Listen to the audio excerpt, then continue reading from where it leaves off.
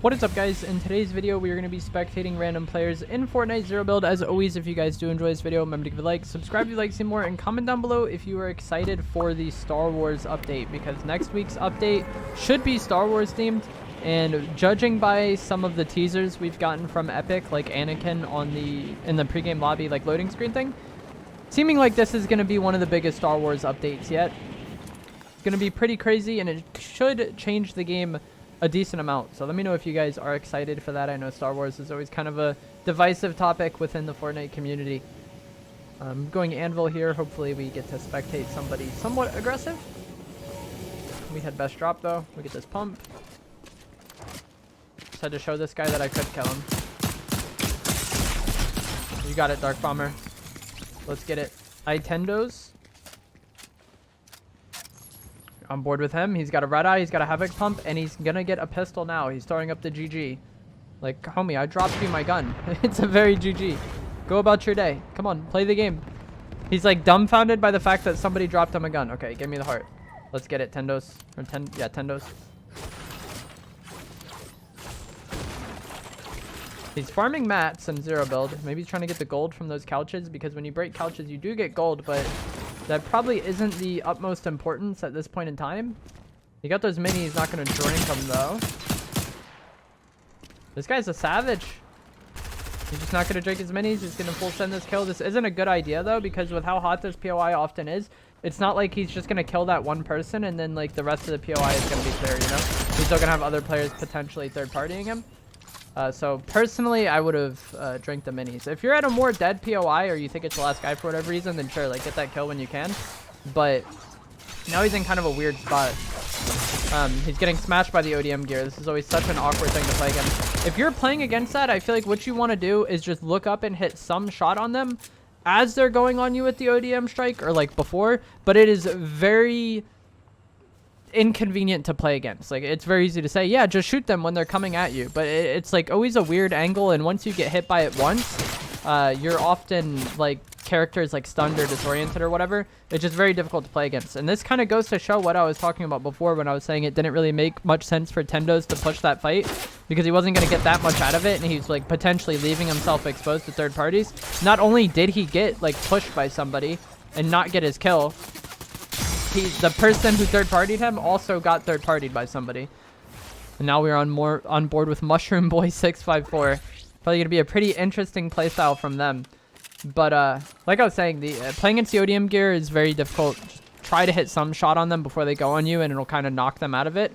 But it's much easier said than done. The ODM gear is very good, and for some reason I did not realize this for like way too long, like an embarrassing like length of time.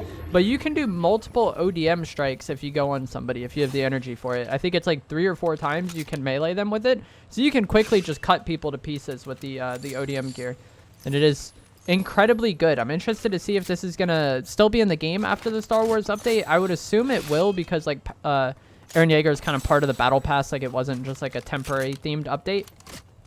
So I think it'll be here for the remainder of the season. And like the melee aspect of the ODM gear is incredibly good. I think my favorite loadout at this point in time, like I've talked about in a past video, is definitely Red Eye, Exotic Maven if I can get it. But even just like the Maven or the Combat, when combined with the Katana and the ODM gear, is so good. Like if you ODM smash somebody, I'm sure we've all been there, it's so disorienting to play against. And then if they hit you once or twice with it, and then they just like immediately follow that up with like a spammy shotgun, so weird to play against. This player, the soccer skin might have the kill here though. Nah, that was such a good opening tag. This should be an easy kill for this. I don't know the name of this skin. Is it Mizuki? I forget her name. I know she's the max tier skin this season. If you were that player there, the soccer skin, you could have gone into the basement, because that player was going for the ODM strike. That basement is like indestructible, so I don't think he would have been able to get in there with the ODM strike. But either way, like I was saying, it's very disorienting to play against, and it is very, very, very good. Probably too good. I would like to see them nerf it to where you only get 1 melee attack, or just, you know, not have a melee attack in general. But like if they're gonna have a melee attack with it, I feel like you should only get 1. But as you saw this player use it there, it's very good for just like engaging fights, breaking cover. If you like tag somebody with your red eye and then you want to go on them with your mobility, like easily transitioning your use of mobility into a melee attack and then swapping to your shotgun and finishing them. Like, it's just very difficult for the player that you're fighting to deal with that. I think the ODM gear is definitely too good. And I'm on kind of like a weird spot now with this video because people said in the comments of the last one that I should switch players more, but I liked what we've seen out of Mushroom Boy so far. He's been using the ODM gear relatively well. It was kind of awkward there, the last player he just killed, but sometimes like the melee strike can do weird things that you didn't really intend. And also his shotgun shots have been good, so I kind of want to spectate this player. They've been decisive. They've been using the ODM gear well. Personally, I wouldn't stay here and capture this flag. I would be kind of in a hurry to go to Brutal and then get there and open the vault. You see, instead of going to Brutal and opening the vault, which he could have got to Brutal pretty quickly by using the ODM gear to get to this pad and then padding there. Instead of doing that, he stayed in Anvil and captured the POI. And I'm not really sure what the reason for that was, because it's not like capturing the POI really gives you much of anything that valuable. He ended up getting a Maven, so maybe that's why he didn't want to go for the Mythic Pump. He just likes the Maven more. But yeah, I think the vaults are very good. Even if you don't like using the Mythic Pump. And he goes back to the pump. So it was a rarity thing. Yeah, I definitely think going for the Mythic there would have been nice. And I definitely think he could have had time to get there in time. But even if you hate the pump, like let's just say you never want to use it, it's nice to get the vault still because you get the slurp juices, which are just the best selling item in the game right now. And then also you deny somebody else having the Mythic Pump, which like even if you don't want to use it, you'd probably like to not play against it as well. But he's just continuing to loot this area. I'm not really sure what he wants at this point. Maybe a red eye. He doesn't have one, but I feel like he definitely probably passed one up. I don't know. Some people have different playstyles. Personally, I try to rotate around the map to get kills and to get the things I want. Like, I want that pump. I want the slurp juice. Whereas some people just kind of play to exist. They clear their POI. They loot it. And then they're kind of just there until the game forces them to no longer be there. So he doesn't want the red eye. I think this is a decent play. If you want to run the sniper, having the Havoc AR with it is pretty good. The Havoc AR is actually a very, very good weapon. It just kind of struggles at really long range, which they have the sniper for. And then it also kind of struggles as a shotgun follow-up weapon. It can get the job done, but the swap time on it is not good at all. But in theory, they might not need a shotgun follow-up weapon because if they snipe somebody or AR them, and then go on them with the ODM gear and melee them, and then swap to their shotgun, that person is probably dead. So if they play this right, they might not need a swap weapon, but they're kind of at risk in situations where like they get caught off guard. But if you're someone who really wants to snipe, I could see a setup like this making sense. And he does go for the supply cache, which is pretty good. If you're not able to get the vaults, these supply caches are really nice because they will also give you slurp juice, and they will give you gold loot as well if you get to it early on. They kind of degrade in rarity over time. So if you get there early, it'll be gold.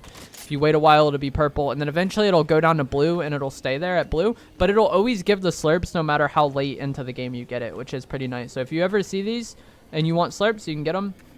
Even if it's not on your map, they're the way they spawn is like it marks one for you, and then your one is also marked for a different player. It tries to spawn like relatively equal distance from both you and the other player whose cache that belongs to. But even it's like that for everybody. So there's like a bunch of supply caches around the map that aren't yours. He ends up dropping the AR for the SMG. Not what I would do. But if he's very confident in his sniper, I think this can work just fine, honestly. It depends how, like, if you're just insane at sniping, then you really don't need an AR. If I wanted to run shotgun AR SMG, though, I would rather have the twin mag because I feel like the better accuracy of the twin mag SMG could be worthwhile. But they also might be going for the pulse rifle at 4th zone. Let me look at the map real quick and see. Yeah, they are relatively center. I think they are going to go for the pulse rifle. So this loadout does kind of make sense because if he's going to island to get the pulse rifle and he's going to fight on island, then his fights are going to be close range anyways. And so having the SMG for that fight will be good. Like, it might not be good for every engagement, but the engagements he's likely to get on island, the SMG would probably be the better option. So if that is what he's going for, I think that actually does make a lot of sense. And it's pretty smart because a lot of people just kind of think about the items that they're using holistically and not like what engagement am I likely to get in next. And the island engagements are just like very predictable with how they play out. You see how eager he is to go for this. He ends up getting the exotic augment. He gets the twin mag. Maybe he's not going for the island. Where did it spawn? It spawned frenzy. Yeah, it doesn't seem like he's interested in it. Never mind. I keep talking about things and like setting things up for this player to potentially do, and then he just doesn't go for him. But the idea of that, if he was going to go for island, I do think makes a lot of sense. Like, he's basically maximizing his potential for those fights, because once he gets the pulse rifle, then he kind of has like the ultimate versatile weapon. I think he's looking for that player that he kind of just saw lingering around in that area. That is kind of sketchy. So like the ODM attack is very good, but I kind of don't like just going on somebody dry like that, because if they shoot you, you potentially take fall damage, but also you might get into a situation where you don't just like easily kill them. Whereas like if you tag them with your AR first and then go on them with the melee, not only did they take that initial AR damage, but they're probably like taking cover and stuff. Gets the mythic pump there. This is a very good setup right now, especially if they're good with the snipe. Like, imagine he snipes somebody and then like is going on them with the ODM melee and then swaps to a mythic pump. Like, it's very brutal combo, assuming things go well for him and he doesn't get shot. But the sniper can apply so much pressure that it can definitely make room for more 50-50 ODM strikes.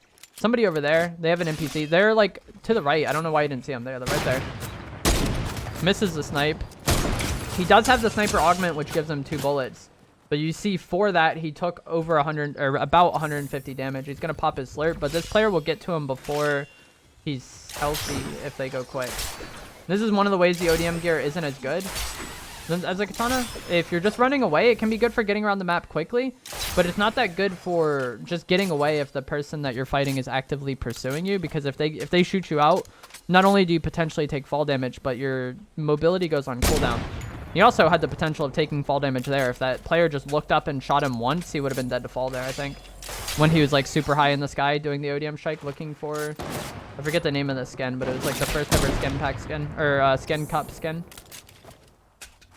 Technique, I think it's what it's called.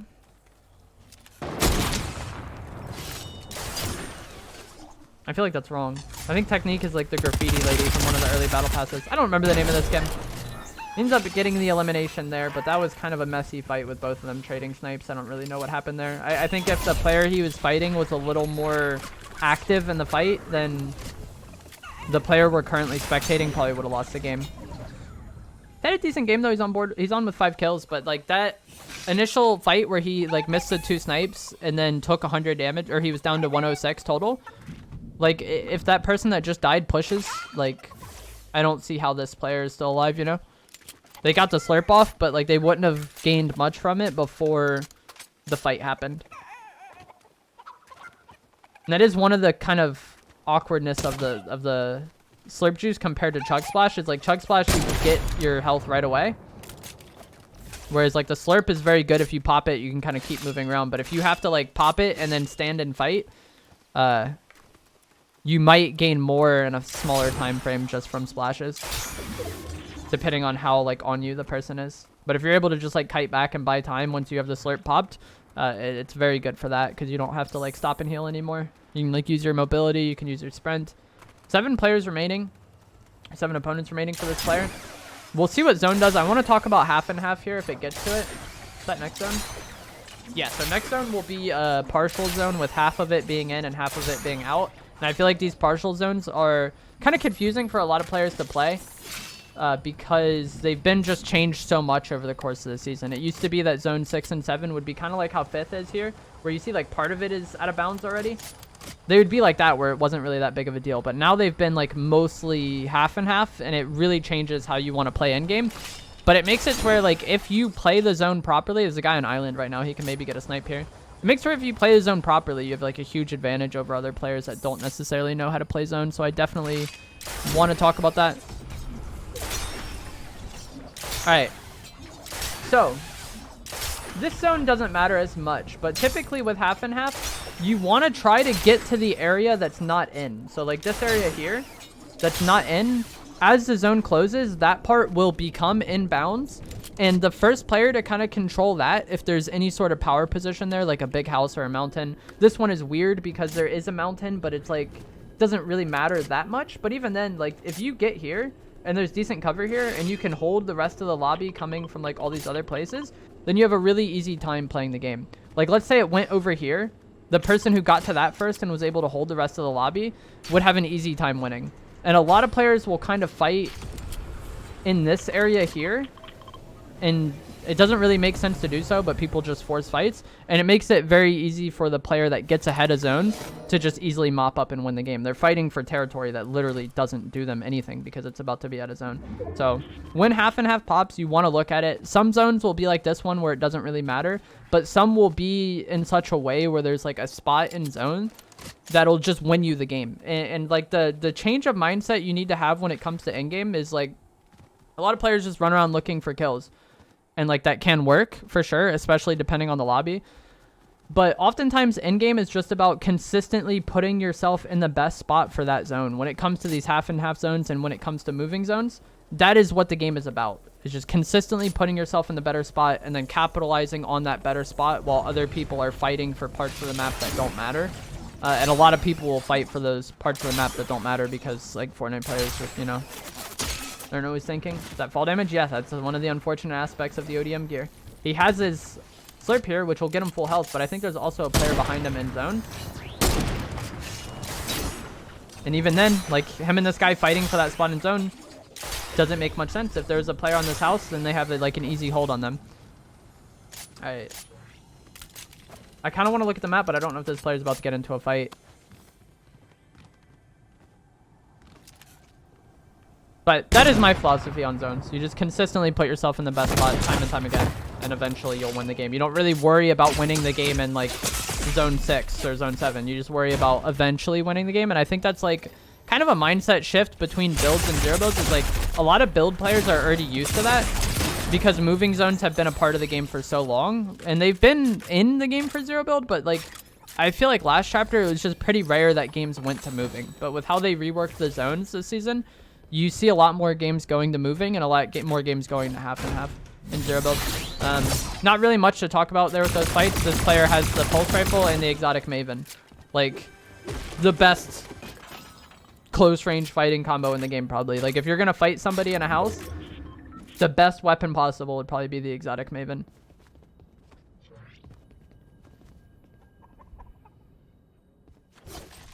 But he just has to be like pretty cautious of a long range fight. The pulse rifle is good, but like if he has to play against a sniper on a head glitch, it's going to be hard for him to play that fight. And I think that player is still over by those rocks behind him. I think that player did have a sniper too. He's got to be careful of that. He doesn't know that potentially, but the player we were just spectating was kind of fighting that player over there. Yeah. 2 people were fighting in front of him. This is a good play. So he knows that these people... Oh no. I still think that was a good play. It didn't work out. But he knows that the player is shooting him in the back. He hadn't taken much damage. And then he also knows that this player just fought at the barn. So he might as well push that, get on that with the exotic maven, which is such a good cleanup weapon. And then if he killed that player that was by the hollow chest without taking much damage, he could have gotten to the top of the barn and won the game. But that is going to be it for today's video. I hope you guys found this helpful or informative. If you did, remember to give it a like, subscribe if you'd like to see more, and comment down below what you think of the upcoming Star Wars update. Thanks for watching.